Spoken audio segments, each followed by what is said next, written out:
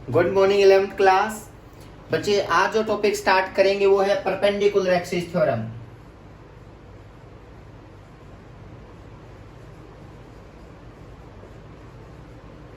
बेटा ये moment of inertia के लिए बहुत इंपॉर्टेंट थ्योरम है। ये यूज किए बिना आप लोग मोमेंट ऑफ इनर्शिया नहीं निकाल सकते। क्या है समझना बेटा। मान लिया मैं कहूं ये 3 एक्सिस है बेटा, एक्स वाई जेड। देखो बेटा x, ये z, ये x, ये y मान सकते हो, कोई प्रॉब्लम नहीं है।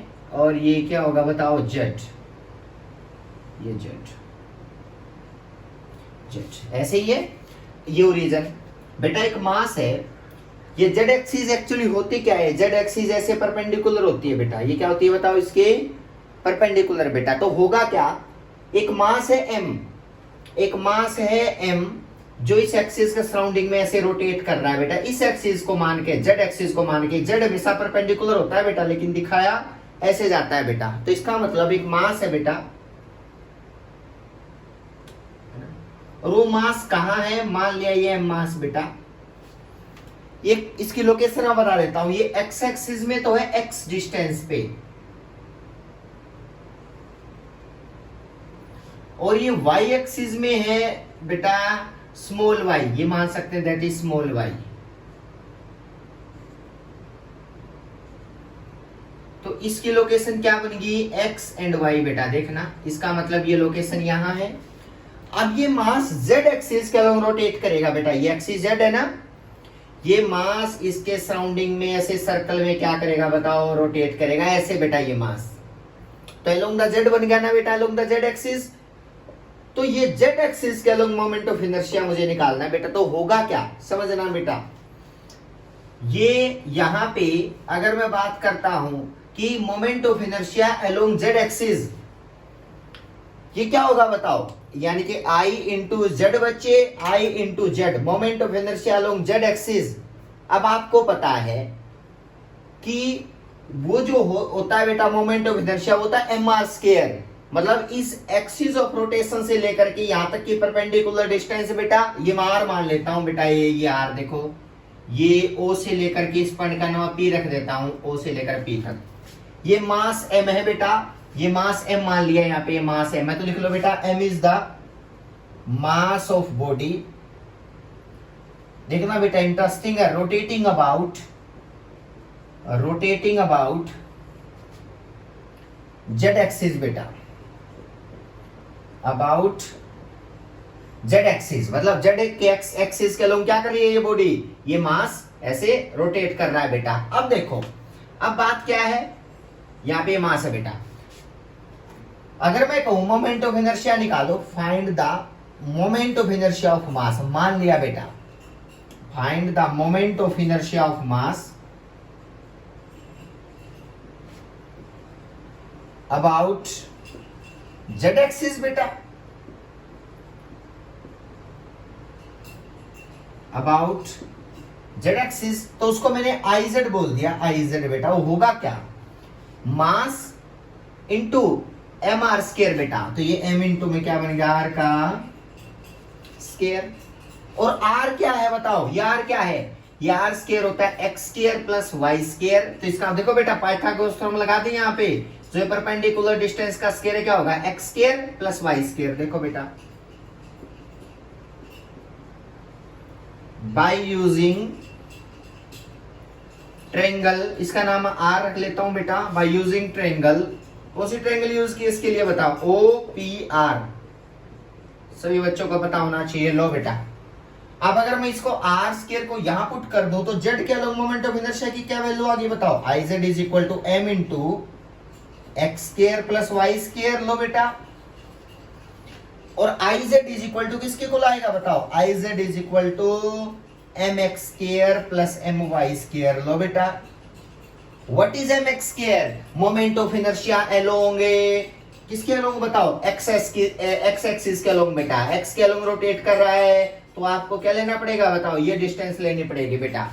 y के अलोंग रोटेट कर रहा है तो ये परपेंडिकुलर। तो ये जो मोमेंट ऑफ इनर्शिया है ना बेटा, ये मोमेंट ऑफ इनर्शिया देखो बेटा, ये x प्लस वाई के अलोंग आ गया बेटा। देखो इसका मतलब इसके अलोंग रोटेट कर रहा है ना मास, तो ये डिस्टेंस इसके अलोंग रोटेट कर रहा है, तो ये डिस्टेंस बेटा। तो आप आराम से ले सकते हो बेटा, y किसके अलोंग रोटेट कर रहा है तब, x के अलोंग। x जब y के अलोंग रोटेट कर रहा है बेटा, ऐसे ऐसे सर्कल में ये ऐसे रोटेट कर रहा है, देखना ध्यान से बेटा, ये ऐसे रोटेट कर रहा है बेटा, ये इसके अलोंग और ये इसके अलोंग बेटा। तो इसका मतलब mx square plus my square, तो लिख सकता हूं ना iz is equal to iy plus ix। ये इंपॉर्टेंट बात है जो आपको याद रखनी है बेटा, ये स्टेटमेंट भी होती है परपेंडिकुलर एक्सिस थ्योरम की बेटा। परपेंडिकुलर एक्सिस थ्योरम के अभी स्टेटमेंट कैसे लिखेंगे, iz is equal to iy plus ix, मतलब sum of moment of inertia of two perpendicular axes is equal to moment of inertia of a given axis which is perpendicular to both x and y। मतलब इस तरह से आप उसको define कर सकते हो बेटा। तो देखो इसकी डेफिनेशन कैसे बनेगी, नोट कर लेना, मैं इसको डिफाइन करता हूं बेटा। देखो बेटा, द मोमेंट ऑफ इनर्शिया, इसी को मैं डिफाइन कर रहा हूं बेटा, the moment of inertia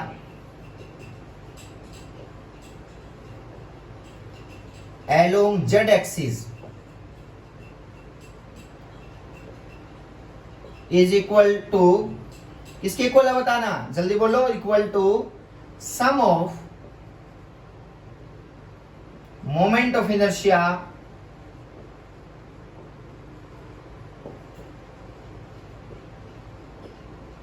along y axis and x axis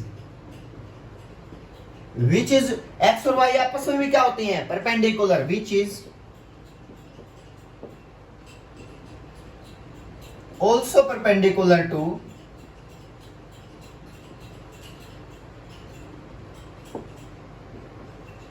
लो बेटा, आज के बाद ये स्टेटमेंट सभी को याद होने चाहिए कि z के अलोंग अगर मोमेंट ऑफ इनर्शिया चाहिए ना, तो आपको सम y और x के अलोंग निकालो, x एक्सिस और y के अलोंग, और दोनों को ऐड कर दो, z के अलोंग आ जाएगा। इसके लिए मैं ये दो तीन चीजें बताता हूं, सुनना बेटा, देखना, इसको अप्लाई करता हूं, मैं चीज रब कर रहा हूं, नोट कर लो बेटा। देखो मैंने कहा,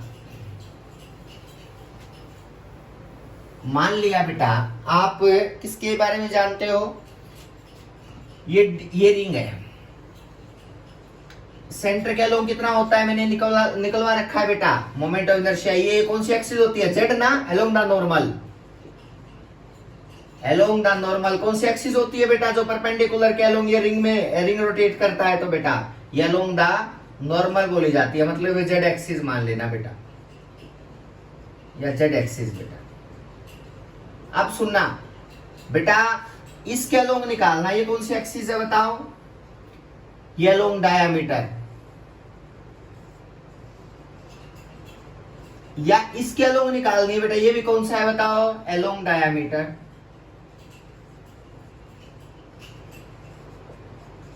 देखना बेटा, अलोंग डायमीटर, ये एक्स एक्सिस, और ये कौन सी है बताओ, वाई एक्सिस। बच्चे देखो ध्यान से,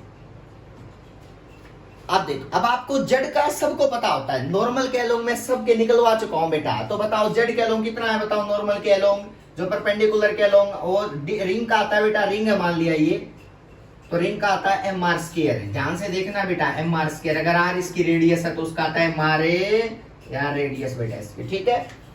अब अलोंग द डायमीटर चाहिए, डायमीटर तो x भी हो सकता है और y भी।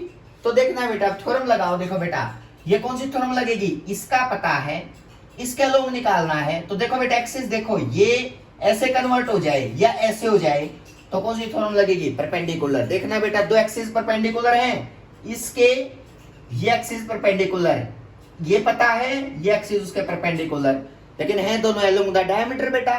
तो देखो यानी कि iz इज इक्वल टू, देखना बेटा iz is equal to ix plus iy, मैंने अप्लाई कर लिया परपेंडिकुलर, लेकिन i और ix और iy तो अलोंग द डायमीटर है, तो इसको आप इक्वल मान सकते हो। ix और iy का एक ही मतलब होता है सर, वो अलोंग द डायमीटर बोली जाती है। लो अब बेटा, चाहे तो iy निकालो चाहे ix निकाल लो, अलोंग द डायमीटर ही आ जाता है। तो इसका मतलब रिजल्ट क्या है बेटा, ix is equal to 2ix बन गया बेटा। लो, और ix किसके को लाया बताओ, iz/2। ये कंडीशन देख लेना बेटा, और जेड के अलोंग कितना है जो आपको निकलवा चुका हूं, एम आर स्केयर। तो इसका मतलब बच्चे यहां पे पुट करो एम आर स्केयर बाई क्या बन गया बताओ 2। लो बेटा y के अलोंग क्या होगा, तो सर y के अलोंग भी तो वही होगा एम आर स्केयर बाई 2 की वो भी तो डायमीटर ही है, तो एम आर स्केयर बाई 2। तो ये आंसर है बेटा आपका, आराम से बता सकते हो आप। रिंग को ब्रेक करो बेटा, ये अलोंग द डायमीटर, इसका ये अलोंग द, ये आपको यूज बता रहा हूं बेटा, अलोंग द डायमीटर। ये भी क्या है बताओ, अलोंग द डायमीटर। कोई कंफ्यूजन नहीं है, अलोंग द डायमीटर। एक ही बात है बेटा, x भी अलोंग द डायमीटर और y भी अलोंग द डायमीटर। अब आगे बढ़ते हैं बेटा। अगर आपको डिस्क दे, कोई भी डिस्क दे, तो डिस्क का कैसे निकालोगे देखना बेटा, अलोंग द डायमीटर उसका डिस्क का कैसे निकालोगे। मान लिया बेटा एक डिस्क है, उसका नॉर्मल क्या अलोंग, डिस्क मतलब अंदर से भरी हुई होती है बेटा। मान लिया उसका अलोंग द नॉर्मल क्या होता है बताओ, इसका along the normal R radius है उसकी। अगर मैं अलोंग द नॉर्मल की बात करता हूं जो परपेंडिकुलर के अलोंग ये डिस्क घूम रही है, तो इसका मोमेंट ऑफ इनर्शिया कितना आता है बताओ, जेड के along M R square by 2। ये अलोंग द नॉर्मली तो बोला जाता है बेटा Z axis along the normal. लो बेटा M R square by 2, confusion नहीं होना चाहिए। अब बेटा आपने डायमीटर के अलोंग निकालना है, ये y के अलोंग डायमीटर बेटा, ये x के अलोंग डायमीटर। तो आपको कौन सी थ्योरम यूज करनी है, इसके अलोंग पता है आपने निकाल रखा है, इसके अलोंग पहुंचना है या इसके अलोंग, तो आपस में कौन सी थ्योरम लगेगी, परपेंडिकुलर।